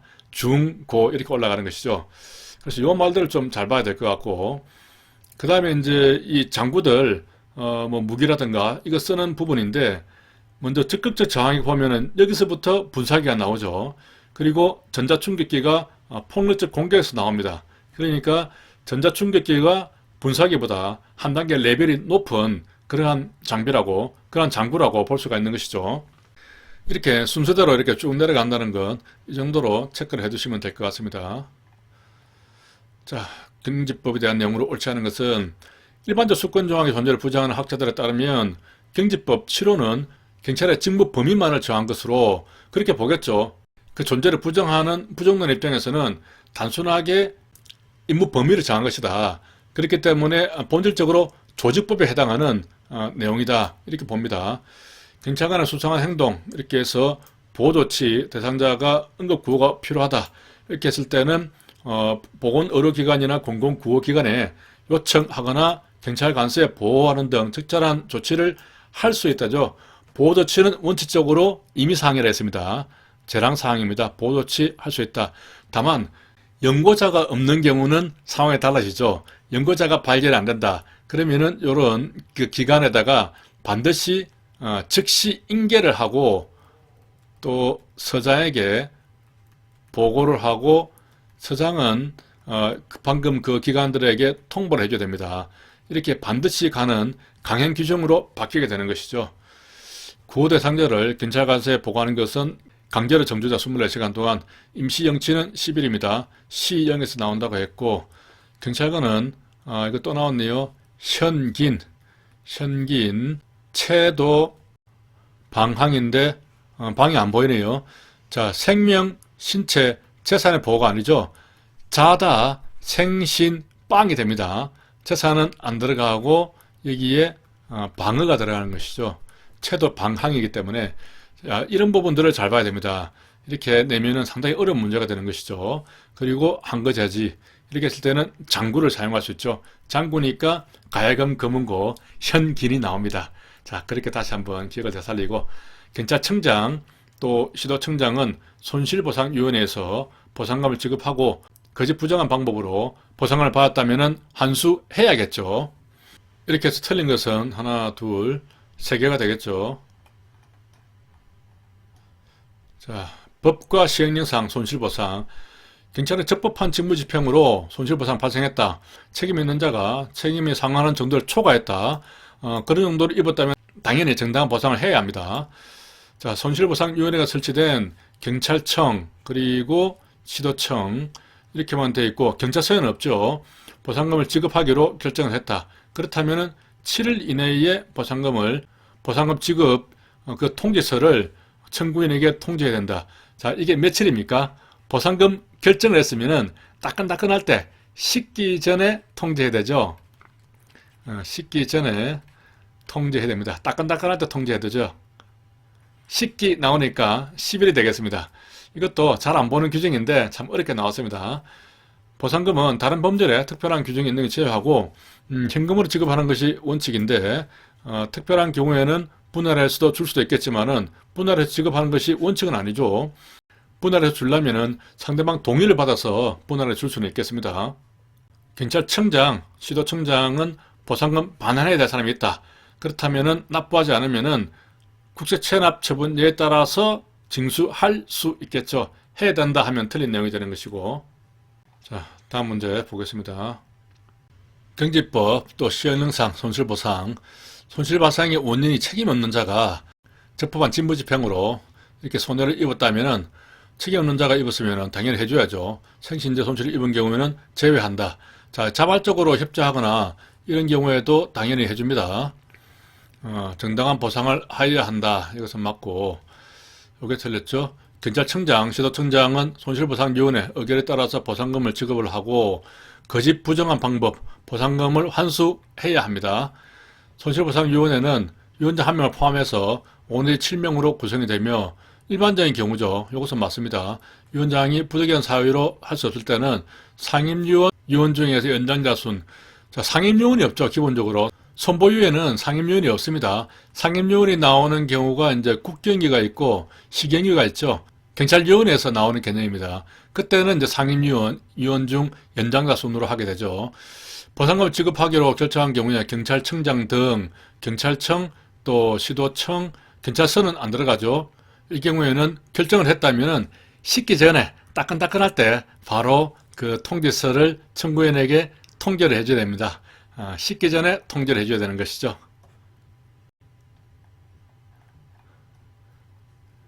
법과 시행령상의 손실보상 옳지 않은 것은 국가는 적법한 직무집행으로 인해서 책임 없는 자가 했다면 손실을 입은 자에게 정당한 보상을 하여야 하고, 그 다음에 손실을 입은 물건을 수리할 수 있는 경우에 수리를 할 수 있다면 수리비만 주면 되겠죠. 그리고 수리할 수 없다 그러면 보상 당시 해당 물건의 교환가액, 보상 당시가 아니겠죠. 물건이 망가진 그때 손실 당시에 물건 가액으로 보상을 해야 되는 것이죠. 영업자가 손실을 입었으면 영업이익을 또 보상을 해야 되는 것이죠. 물건의 멸실, 훼손, 손실 외의 경우에는 상당한 인과관계가 있는 경우에 대해서 보상을 하죠. 맞고, 보상금은 특별한 규정이 없는 경우에는 현금으로 또 일시불로 지급을 해야 됩니다. 상대방의 동의를 얻으면 분할로 지급을 할 수도 있겠습니다. 자, 손실보상에 대해서 옳지 않은 것은 적법한 직무 집행으로 인해서 손실이 발생했다면 정당하게 보상을 해야겠죠. 그리고 보상의 기준, 이런 것들은 행안부령이 아니고 대통령령으로 하겠죠. 행안부령으로 규정된 이런 법률에서 행안부령으로 바로 위임된 것은 좀 특별한 경우에 있습니다. 대부분이 대통령령에 있죠. 경찰관 직무집행법 시행령에 그런 것들이 규정이 되어 있고, 소속 경찰 공무원의 직무집행으로 인해서 손실보상 청구 사건을 심의하기 위해서 시도경찰청, 그리고 경찰청, 경찰서에, 경찰서는 아니죠. 위원회는 일반적인 경우이기 때문에 5내지 7명, 이 경우는 위원회 과반수 이상은 경찰관 아닌 사람으로 해야 된다. 맞습니다. 이 경우가 조금 특별하게 규정되어 있습니다. 과반수 이상은 경찰관 아닌 사람으로 해야 된다. 보통 민간위원회 해야 된다. 이런 식으로 규정이 되는데, 손실보상위원회에서는 경찰관 아닌 사람으로 해야 된다. 이렇게 특별하게 규정이 되어 있죠. 위원회의 위원은 소속 공무원과 판검변 5년 이상, 그리고 정교수 아닙니다. 정교수가 나오는 것은 중앙징계위원회죠. 특별한 경우 한 번밖에 없습니다. 그리고 학식학 경험 풍부한 사람. 자, 여기서 그러면 나온 김에 한번 정리를 해보겠습니다. 고시 본조죠. 그리고 중앙징계위원회의 중앙총정여림, 이렇게 암기를 했습니다. 고청처리위원회 시경이 국가수사본부장은 조교수 요건입니다. 조교수가 되는 것이죠. 중앙징계위원회에서는 총경 이상 또 정교수가 되는 것이죠. 자, 여기서 정교수가 나옵니다. 열은 10이죠. 법검변 10년 이상 경력이 있어야 됩니다. 보통 법검변은 이렇게 5년 이상 이런 조건인데, 여기서는 특별하게 또 10년 이상이 되겠죠. 그리고 민간기업에서 인사라든가 그런 데서 임원으로 있었던 그런 사람, 민간요원도 됩니다. 이렇게 네 가지 경우가 되는 것이죠. 위원회 회의는 제가출과 찬이 되겠습니다. 일반적인 경우이기 때문에 그렇죠. 자, 다음 문제 보겠습니다. 손실보상에 대해서 손실이 있으면은 정당한 보상을 해야 되는 것이죠. 권리는 있음을 안 날부터 안심하세요. 바로 보상해 드리겠습니다. 선보위는 경찰청에 있고 시도청에 있고 또 위원장 1명을 포함해서 5내지 7명, 일반적인 경우죠. 위원장은 경찰청장이 지명한다. 이게 틀렸죠. 선보위는 호선합니다. 그렇게 중요한 위원이 아니기 때문에 호선하는 경우에 추위로 굳건하게 은손에다가 호하고 불었죠. 추위는 위추위, 국경위가 되고 권은 인권위가 되겠습니다. 은은 언론이, 손은 선보위가 되는 것이죠. 이렇게 전부 다 호선이 되는 것이죠. 보상금은 일시불이 원칙이고 예산 부족 등 특별한 경우가 있으면 동의를 받아서 분할해서 지급할 수 있다. 맞는 말입니다. 자, 옳은 것은 모두 몇 개인가? 미병부, 이미 미병부죠. 이런 경우에는 거절을 하면은 할 수가 없습니다. 위험 발생 방지를 위한 조치 중에서 긴급을 요할 때 억피 나왔습니다. 억피는 억피 우려죠. 유해를 당한 우려가 있는 경우입니다. 그 장소에 모인 사람, 사물의 관리자, 모사는 경고를 해야 되는 것이죠. 자, 이 부분이 틀렸고, 무기를 사용하는 경우에 그 책임자는 기록을 3년간 보관하게 되겠죠. 살수, 분모에 대해서는 3년간 보관합니다. 의무를 위반하거나 직권 남용, 이렇게 되면 1년 이하 징역이 있죠. 유일한 처벌 규정이 되겠습니다. 손실보상은 손실이 있음을 안심하세요. 바로 해드리겠습니다. 이렇게 되는 것이죠. 자, 다음 문제 보겠습니다. 자, 넘어갑니다. 자, 시행령이 가로 안에 들어갈 것. 자, 임시영치가 있죠. 임시영치는 시형이 나오니까 바로 10일 안심하세요. 바로 해드리겠습니다. 위원장은 5 내지 7명 일반적인 경우죠. 그리고 직권을 남용했다. 1년 이하 징역 유일한 처벌 규정이 되겠습니다. 공로자 보상 나왔네요. 공로자 보상은 경찰서까지 있죠. 서장이 되어 있고 보상금을 지급할 수 있습니다. 손실보상금은 정당한 보상금을 반드시 지급해야 되는 것이죠. 하지만은 공로보상금은 잘한 사람에 대해서 추가로 상으로 주는 것이니까 지급할 수 있다. 이렇게 되어 있습니다. 주는 사람은 범인을 검거해서 인도한 사람, 또 테러 예방한 사람 이렇게 되는 것이고 위원장 1명을 제외한 5명이네. 제외가 아니겠죠. 포함해서 5명이죠. 5인이네. 보상금은 정확하게 잘 줘야 되는데 보상금 5인이네. 그렇게 암기를 할 수 있습니다. 자, 다음 문제 보겠습니다. 공로자 보상, 사형, 무기, 금고, 징역 10년. 자, 이 규정이 이번에 바뀌었죠. 10년 이상에 해당되는 경우는 보상금 100만 원을 줍니다. 예전보다 좀 상향 조정됐습니다. 그리고 10년 미만에 대해서는 내용을 읽어볼까요? 보상금 지급 기준과 벌금형에 대해서는 합은 얼마냐? 10년 미만에 대해서는 50만 원이고 벌금형에 대해서는 30만 원입니다. 그래서 153만 원 다 5 이렇게 암기를 했죠. 자, 50만 원하고 30만 원 다 하면은 80만 원이 되겠죠. 보상금 150만 원 다 5 했으니까 1년에 5번입니다. 그리고 최고 5억까지죠. 보상금 지급이 이미 됐다면은 똑같은 사안에 대해서 지급할 수 없겠죠. 보상금 지급에 대해서 적절하지 않은 것은 경찰청장, 시도청장, 경찰서까지 있죠. 테러 예방 해당됩니다. 지급할 수 있다. 맞죠? 경찰청장, 시도청장, 서장, 보상금 지급 심사를 위해서 대통령령으로 정한 바에 따라서 보상금 심사위원회를 설치 운영하여야겠죠. 그러한 위원은 청장, 시도청장, 서장이 임명하고 위원회 과반수 이상은 경찰 공무원이 아닌 사람으로 하는 경우는 선보이죠. 선보이. 서로 헷갈리기 쉬우니까 섞어서 냈습니다. 자, 이 부분이 틀렸고 청장, 또 시도청장, 서장은 의견에 따라서 보상금을 지급하는데 환수를 해야 한다죠. 맞습니다. 이것은. 다음 문제. 경찰 행정학을 보겠습니다. 막스 베버의 이상적 관료제에 대해서 적절하지 않은 것은 관리의 권한과 직무 범위는 법규와 관례에 따라서 규정된다. 관례는 아니죠. 베버의 이상적 관료제는 법규에 의해서 엄격하게 관리가 돼야 됩니다. 수행은 서류에 의해서 문서에 의해서 진행이 돼야 되고 조직은 계층제 구조입니다. 계층제를 가장 강조했죠. 또 구성원 간의 직무 수행상 감정의 배제를 강조를 했습니다. 자, 베버가 주장한 내용들을 한 번씩 이렇게 정리를 해보고요. 조직 편성에 원리된 것으로 옳지 않은 것은 계층제를 무리하게 적용하면 행정 능률이 저해되겠죠. 행적 조정을 제외한다. 행적은 아닙니다. 계층제는 항상 종적인 개념하고 같이 놀아야 됩니다. 상하로 구분되는 것이죠. 종적인 그러한 조정을 제외할 수 있겠죠. 통솔 범위는 계층수, 업무 복잡성, 조직 규모, 크기와 반별의 관계에 있다. 자, 반별의 관계에 있죠. 업무 공백을 대비하기 위해서 권한의 유임이라든가 이런 것들을 해서 명령 통일 한계의 완화를 할 수가 있다. 이렇게 되죠.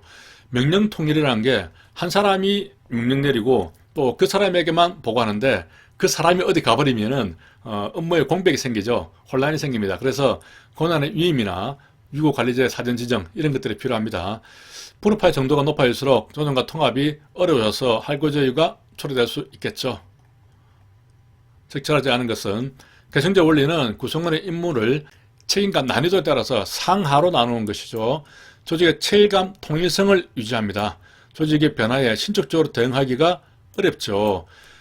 통일성을 유지하고 이런 것은 좋은데 개청제다 보니까 이것은 좀 경직됩니다. 경직성이 있는 것이죠. 그래서 어떤 환경 변화가 있으면은 신축적으로 대응을 해야 되는데 경직되어 있다 보니까 이런 것이 잘 안 되는 것이죠.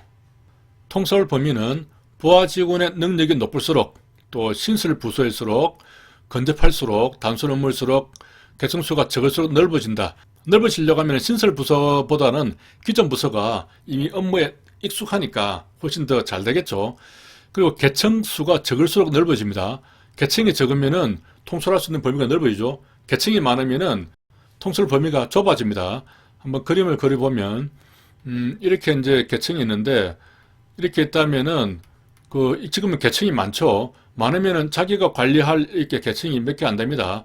그런데 만약에 개청을 이렇게 지워버렸다. 개청 수가 적어졌다. 그러면은 이 사람이 관리할 개청이 훨씬 더 이렇게 늘어나는 것이죠. 따라서 개청 수가 줄어들면은 통솔 범위가 넓어진다. 이게 맞는 말입니다. 분업의 원리는 구성원의 부품화가 일어날 수 있고 반복 업무에 대한 흥미상실, 비밀전가 등 지나친 전문화로 이래서 문제가 발생하면 조정 이런 것들을 해야겠죠.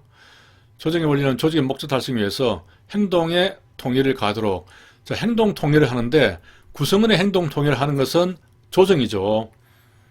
그리고 개청제에 있어서 조직감, 통일성을 주는 것은 개청제의 원리가 되겠습니다. 자, 이것과 이것을 이렇게 잘 구분해야 되는 것이죠. 갈등의 원인이 지나치게 세분화된 업무 처리였다면은 전문화 강화보다는 그 조정 통합을 해야겠죠. 자, 다음 문제. 이 내용들은 다 좀 쉽고 비슷비슷하기 때문에 자, 옳은 것은 개청제는 일체감과 통일성을 확보하죠. 조직의 경직화를 초래합니다. 그렇기 때문에 환경 변화에 신축적으로 대응하지 못하죠. 둘 이상의 상관으로부터 지시 명령을 받게 되면 혼선이 발생하죠. 명령 통일의 원리가 필요하고 문의 나왔습니다. 문의는 조화가 필요하죠. 조정의 원리를 제1원리라고 했습니다. 구조조정하고 관계가 깊은 것은 무엇입니까? 통솔 범위의 원리죠. 구조조정에서 두 개를 하나로 통합을 해버리면 그 통솔 범위가 넓어지게 됩니다. 따라서 구조조정의 원리는 통솔 범위의 원리와 같다. 이것을 이제 조정이라고 이렇게 보면은 안 되는 것입니다. 헷갈리기 쉬운 것이죠. 분업은 전문화라는 장점이 있지만은 전체적인 통찰력을 약화시키는 단점이 있다. 맞는 말이죠. 다음 문제 보겠습니다. 좀 쉬운 내용들이 많죠. 조직 내부 갈등 해결 방법. 부서 간의 갈등이 일어나고 있다. 그러면 더 높은 상위 목표를 제시하면 되겠죠. 그리고 상호 간의 이해 양보를 하는 것이 바람직하고 문제 해결이 어렵다. 그러면은 또 갈등을 완화하거나 갈등을 초래할 수 있는 결정을 보류하거나 회피하는 방식을 사용할 수 있겠죠. 갈등의 장기적인 대응을 위해서는 조직 구조를 개선하고 보상, 인사 이런 것들은 좀 장기적인 내용에 들어가겠습니다. 하는 방안이 있다. 갈등의 원인이 세분화된 업무 처리였다면은 업무 추진에 우선순위를 정해주는 것이 바람직하고 우선순위를 정해주는 것은 예산이라든가 인사가 이게 나오네요. 인력이나 예산이 어떤 갈등이 있는 경우 이런 경우에 이제 우선순위를 정해서 어느 부서가 먼저 할 것인지 이렇게 교통 정리를 해주면 되는 것이죠. 전체적인 업무 처리의 과정과 조정과 통합이 바람직하다. 이것이 이제 그 세분화된 업무 처리가 되겠죠. 세분화되어 있으니까 통합을 해줘야겠죠.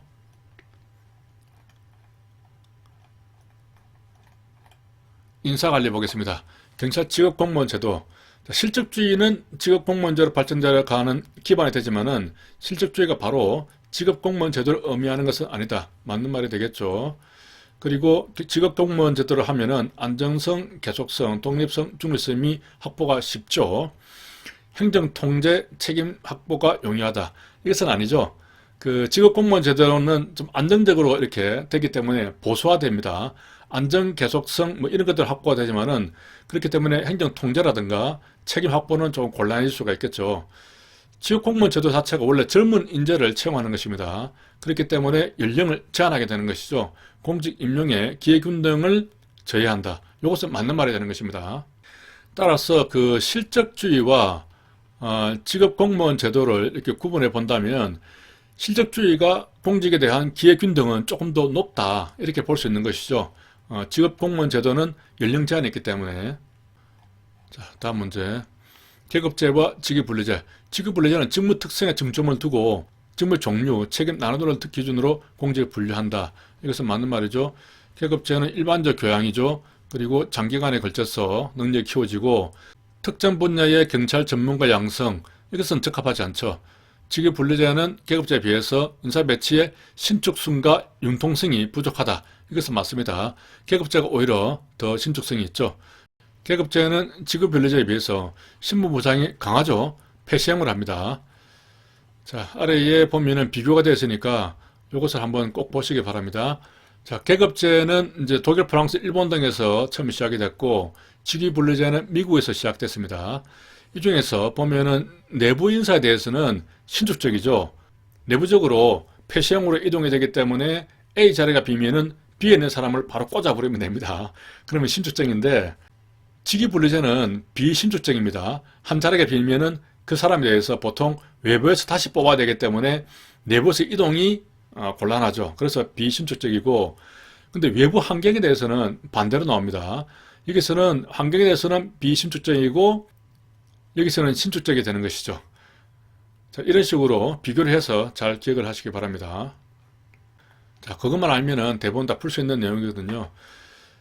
직위분리제는 계급제에 비해서 합리적인 기준을 제시하는 것이 장점이다. 맞는 말이죠. 계급제는 이해력이 넓죠. 폐시형으로 해서 이 부서에 갔다가 저 부서에 갔다가 일반 행정가 중심이기 때문에 그렇습니다. 직위분리제에 비해서 기관 간에 그렇기 때문에 횡적인 협조가 더 쉽게 됩니다. 직위분리제는 프랑스가 아니죠. 미국에서 시카고에서 했습니다. 우리나라는 계급주의 위주에다가 직위분리제를 요소 가미한 혼합이라고 볼 수가 있습니다. 자, 이 부분은 동기이론인데 작년 실종 기준으로 해서 안 나왔기 때문에 승진 대비하시는 분들은 안 보셔도 되겠습니다. 동기이론, 사기이론 대해서 내용을 적절하지 않은 것은 마슬로우는 존경의 욕구를 충족시키기 위한 권한의 유임을 확대했다. 존경은 참재상임 이렇게 암기했죠. 참재상임. 참여하거나 제한하거나 또 포상하거나 임은 이제 유임이 되는 것이죠. 권한 유임 확대는 존경 맞습니다. 허저버그의 동기위생이론. 자, 버그가 나오죠. 벌레가 나옵니다. 그래서 동기위생, 이런 위생이 나오죠.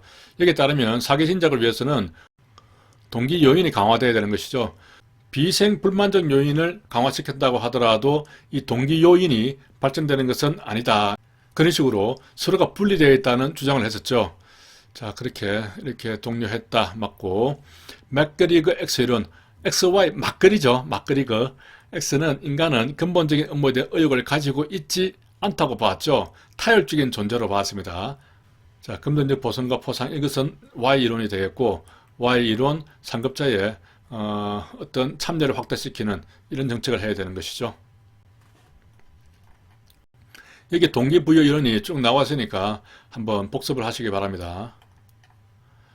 마슬로우의 욕구 계층 이론에 대해서 적절한 것은 경찰관이 포상휴가, 포상휴가는 뭐죠? 휴가에 중점이 있는 것입니다. 휴가에 중점이 있기 때문에 이것은 생리적인 욕구가 되는 것이죠. 이거보다 유능한 경찰관이라는 인정을 받고 싶다. 그래서 범인을 검거했다면 자아실현, 자아실현은 지금 여기서는 두 개밖에 없죠. 자기 승단입니다. 승진과 공무원 단체에 들어가는 것이죠. 이렇게 해서 자기 승단. 인정을 받고 싶었으니까 이것은 존경의 욕구가 되겠죠. 5단계 중에서는 기본 욕구가 우선순위 계층을 이루고 있어서 한 단계를 충족해야 비로소 다음 욕구로 가죠. 그리고 빠꾸가 안 됩니다. 앞으로 전진만 되는 것이죠. 알더퍼의 이 RG 이론, 여기서는 R이 있기 때문에 R은 그 운전할 때 기아에서 리어가 되죠. 여기서는 빠꾸가 됩니다. 하지만 마슬로우에서는 빠꾸가 안 되고 밑에 단계를 충족했으면은 위에 단계로 올라가고 그렇게 전진만 할 수 있습니다. 소속 직원들 간 인간관계 개선인, 그리고 공무원 단체, 고충 처리, 휴양제도, 이것은 사회적 욕구다. 자, 사회적 욕구는 어떻게 암기했죠? 사고인간이죠. 사고인간이기 때문에 고충 처리, 인사, 인간관계 이렇게 됩니다. 그리고 공무원 단체는 자기 승단이죠. 자아실현이고, 휴양은 생리적인 것이죠. 경찰관에 대해서 공정하고 합리적인 승진조도, 승진은 자기 승단입니다. 그리고 권한의 유인과 참여를 확대하는 것은 두 개가 또 섞여버렸죠. 자아실현 욕구, 이 부분이 안 들어가겠네요. 자, 다음 이 내용은 확실하게 암기를 잘 해둬야 됩니다. 자, 다 그런 문제들입니다. 비슷비슷한 문제죠. 경찰 예산, 예산에 대해 적절한 것은 품목별 예산 나왔습니다. 쭉 나가서 통제지향적이죠. 회계 책임을 명확하게 하고 계획과 지출의 불일치를 극복이 아니죠. 단점이 계획과 지출의 불일치, 그리고 기능이 중복된다 하는 부분입니다. 이게 품목만 나와 있어서 무엇을 사는지는 알 수 있는데 왜 사는지는 모르는 거거든요. 그 왜 사는지 모르다 보니까 같은 기능을 하는 그런 물건들을 자꾸 사게 되고 기능이 중복하게 됩니다. 그리고 계획과 지출이 불일치합니다. 이것은 뒤에 나오는 그 성과주의 예산하고 좀 비교를 해봤을 때, 성과주의 예산은 1km의 도로를 포장하기 위해서 100m 까는데 얼마가 들기 때문에 전체 1km는 얼마다, 그런 단위 업무량을 계산을 하잖아요.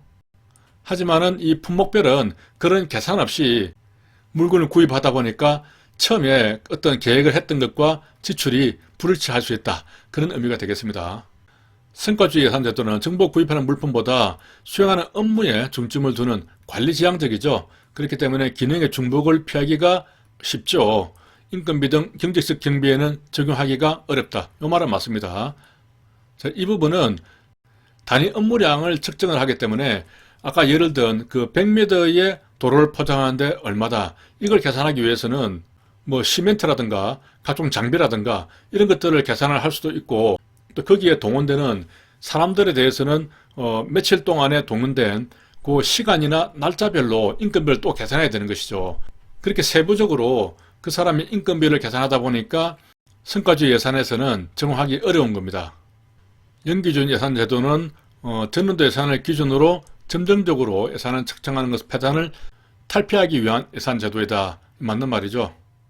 일몰법은 일몰되는 것인데 행정부가 예산을 편성하는 것이 아니죠. 일몰법이기 때문에 이것은 입법 부위에서 하게 되겠습니다. 다음 문제. 예산제도, 품목별에 대해서는 단위 원가의 이런 계산이 중요하다. 이것은 성과주의를 말하는 것이죠. 계획예산, 계획을 해야 되니까 장기, 단기 이렇게 해서 유기적으로 하기 때문에 회계 책임이 명확하고, 이것은 아니죠. 회계 책임이 명확한 것은 품목별 예산제도가 되는 것이죠.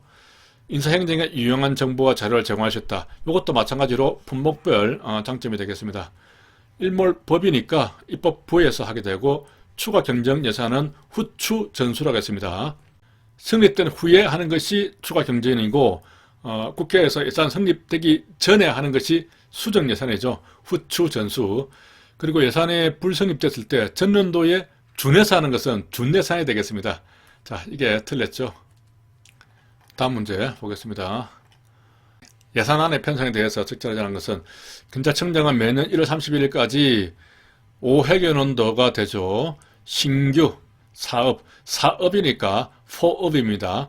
포 다음에는 5가 나오죠. 그래서 5회견원도 이상이 됩니다. 그리고 기재부 장관이 정하는 주요 계속 사업에 대한 중기 사업 계획서를 기재부 장관에게 제출해야 된다.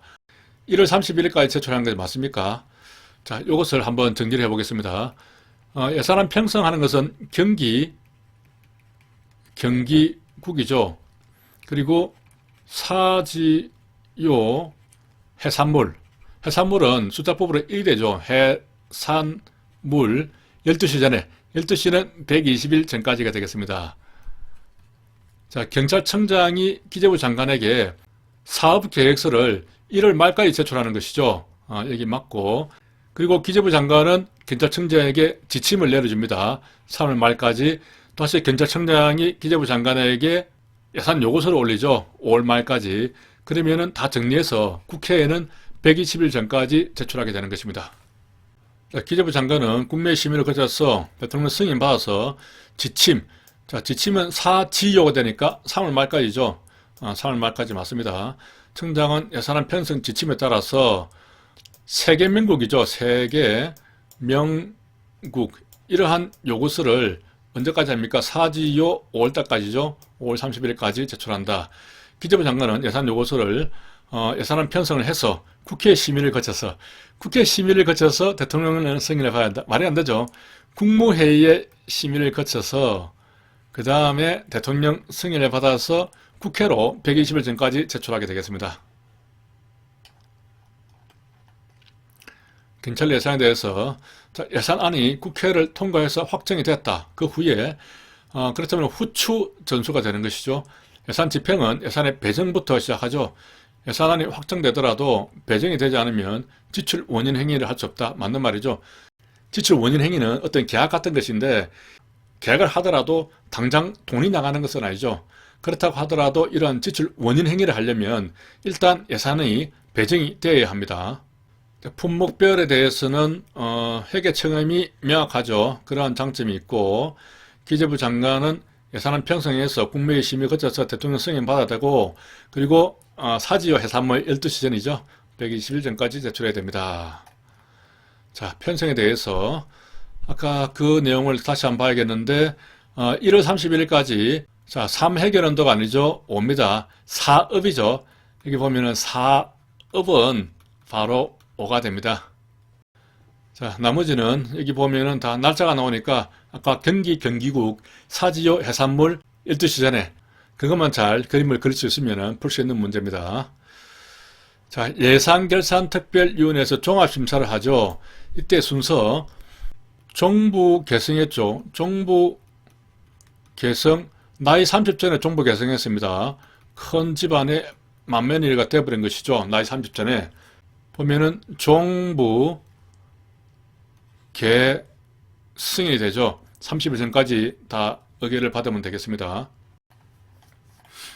자, 다음 문제. 예산의 집행에 대해서 적절한 것은 중앙관수장 예산안이 확정되기 전에 이런 것들을 해서 예산 배정 요구서를 제출해야 한다. 확정되고 되기 전에 예산 배정 요구서를 내서는 안 되겠죠.